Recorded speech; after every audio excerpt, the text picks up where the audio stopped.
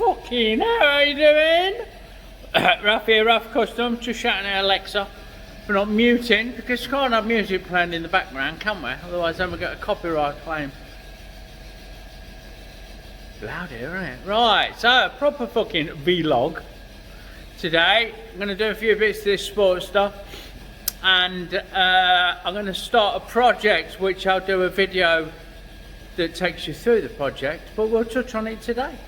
Innit? Let's do it.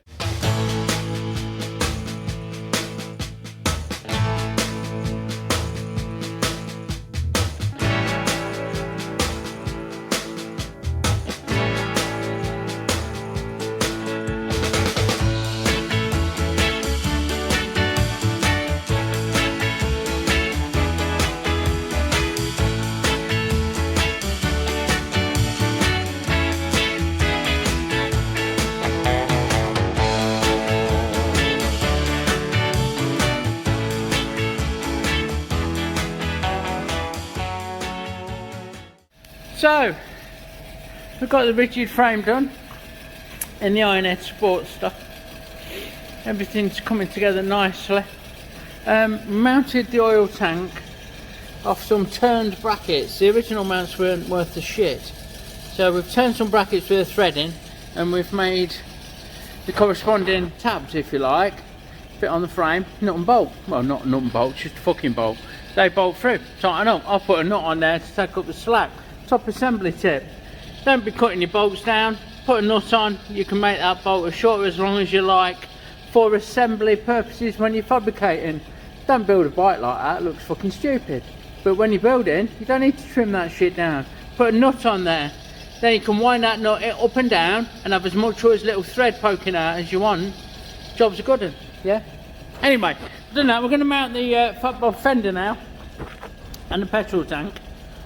In order to mount the fender, let's go over here, look. We're using, where are they? These.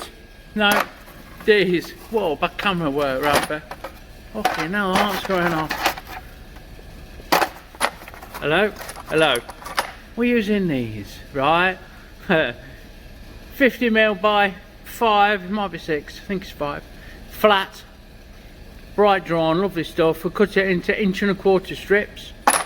We do the same with the inch for making these brackets. Then you've seen me do this before, but we bring it over to the bench, look, and we round off the corners. Then we use this back mark to scribe a line off the face, ½ inch off each end, centre punch. And then it's over to the drill where we can pilot it and then drill it out, and in this case we're going to go M8. Let's get these drilled in on the frame, yeah?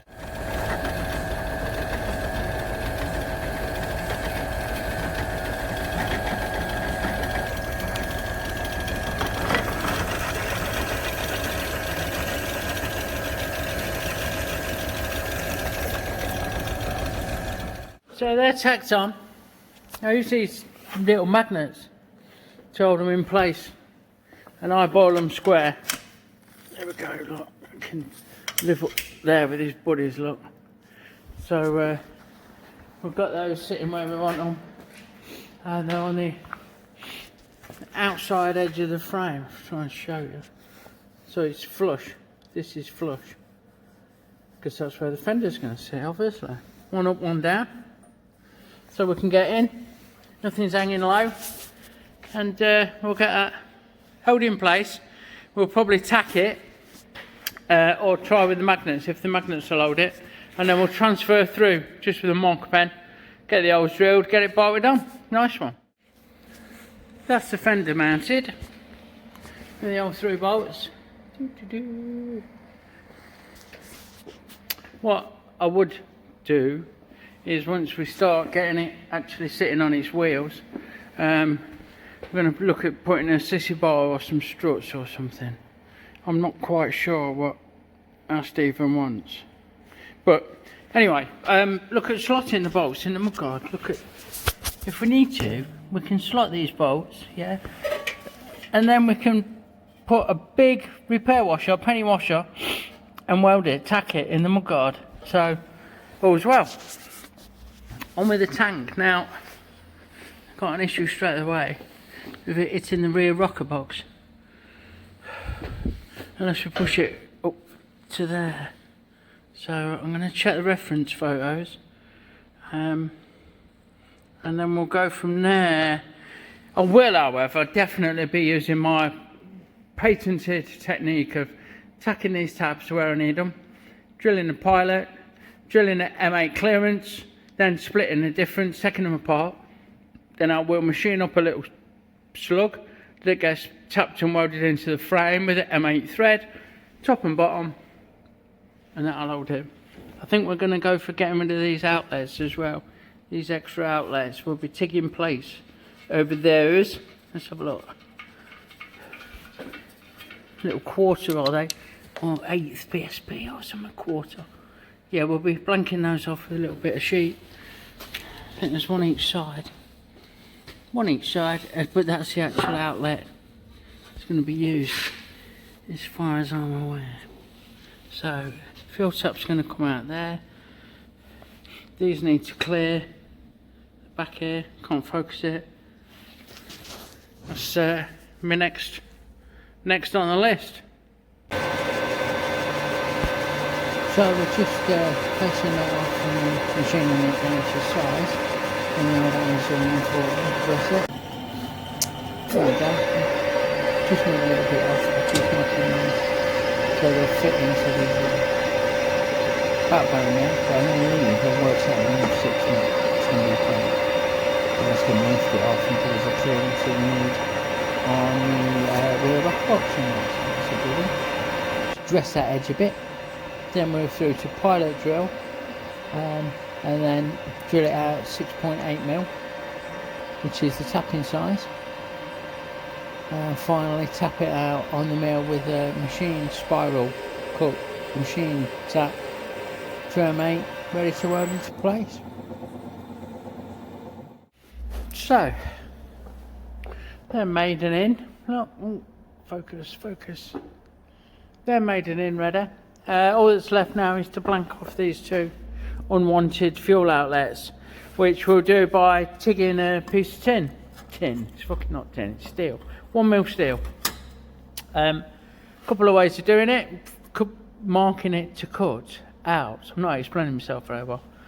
You can use the tried and tested form tool, which you'll see in one of my other vlogs, where you find something that's the right size and round, and you place it on your steel and you scribe a line round it with your trusty scriber, and then trim it up with the old Gilbo snips. Job's a good one. Or you can measure it and find out that it's 20mm, which is odd. You thought it'd be 3/4, 19.5. Maybe it is 19.5. Maybe I just didn't measure it accurately. And then you can use your marking dividers to work from a centre punch out, scribe it round, and then trim it up, which is just what I'm going to do. They're done. Ticked up. I had a bit of a blow here. There's a bit of shit come out, so we've spread the weld slightly. It's not focusing very well, but all's well. We'll get that dropped on, and then I think we're about done on the bench with it. I think the next thing is to get it on its wheels. And there you have it. Rigid conversion, oil tank, fender, tanker, fucking tanks, tanker mounted. That's me on this for today. Next up is I'm going to cut a bit of plate to reinforce my workbench. I've kind of had a move around. This used to be my workbench.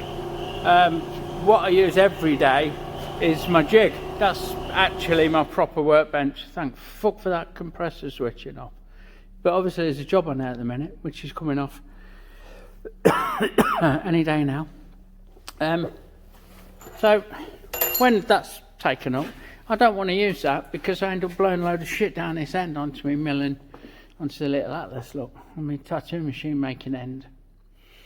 So I've utilised, yeah, fucking having it, utilised the old workbench. Look, it's not your Black & Decker fucking work, mate. It's a fucking steel, fucking on trolleys, drop down, fucking. It's got wheels underneath. There's a big lever at the back. Look. There. There's a big lever there, right? And when you fucking oink it, which I'm not going to do, it lifts the wheels up, drops the wheels down, lifts the bench up, and you can fucking wheel it round. I've got my JD squared bender on it. Pipe collection. Pipe. Fuck off. I'm struggling. It's cold. Hammer selection. Adjustables, bits and bobs. This is really useful to work from. So, and all of the shit from grinding and fucking about, I can blow up the shop. So it's not getting on the beautiful Harrison, it's not getting on my mini mill, and it's not getting on the delight that is the beautiful old Atlas. Nice one. Okay, I'm gonna grab a file. Quick last part of this vlog is I'm going to start making Morse taper centre drill holders. There's my centre drill. See these centre drills? I use two sizes. I use number 2, number 3. I think these are. Number 2, these are, sorry. Number 3 are on the bigger lathe. And I'm going to make some Morse taper parts that fit the tailstock. So Morse taper 2 on this one, Morse taper 3 on the big one, and they're going to hold a centre drill, so we don't need a chuck, so it's less intrusive and less messing around. Look, I've got there's a chuck here that constantly all it has in it is a centre drill. There's no life for a chuck, is it? So I'm going to make an adapter that fits in here where I've got this live sensor. Let's have that out. It's a bit not easy one-handed. Live sensor, a little bit more. MT3 even says it on it. Morse taper 3. There you go. So, oh, that's interesting. I didn't know that had a screw.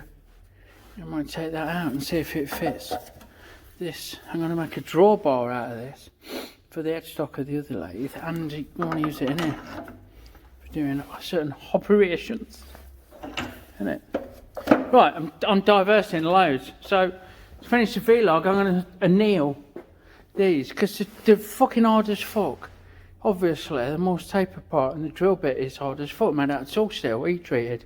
But we can make it soft again. Yeah, when it was first made, machine shaped and ground and everything else, it was actually soft. Heat treating changed the chemical structure of the steel, made it rock hard. Not rock hard, but hard. We need to change it back so we can machine it, and that's all going to be covered in my upcoming video. So I'm going to spin you around. Thanks for watching. It's been a bit of a long drawn out one. There's a funny one on before this where like a fucking dickhead I try and be family friendly. It's just a bit of fun. So I'm going to shout out, as always, my YouTube family. There's Mr. P222. I don't even know I exist, I don't think. What a wonderful old man. Knows a lot about machining. He's got hundreds and hundreds and hundreds of fucking videos. Go and check him out. Joe Pye, another amazing machinist. Probably don't even know I exist. Go and check him out. And as always, we have got the crew at Outlaw Edge Custom. And we've got New Zealand Mopar, NZ Mopar. Yeah, go and check them out. And Danny at DG Retro Customs, Joey Collins at Mill Creek Fab. Do a search, find these guys, follow, like, comment, subscribe. Big love, everyone. I've got I've got the fucking phone, right? I've got a phone in this holder that I've been using, so I'm fucking if I look a bit funny, and it's over to you, Esther. As readers of a certain age you'll get, it's because I don't know where to look, because I've not quite worked it out. So, anyway, lots of love.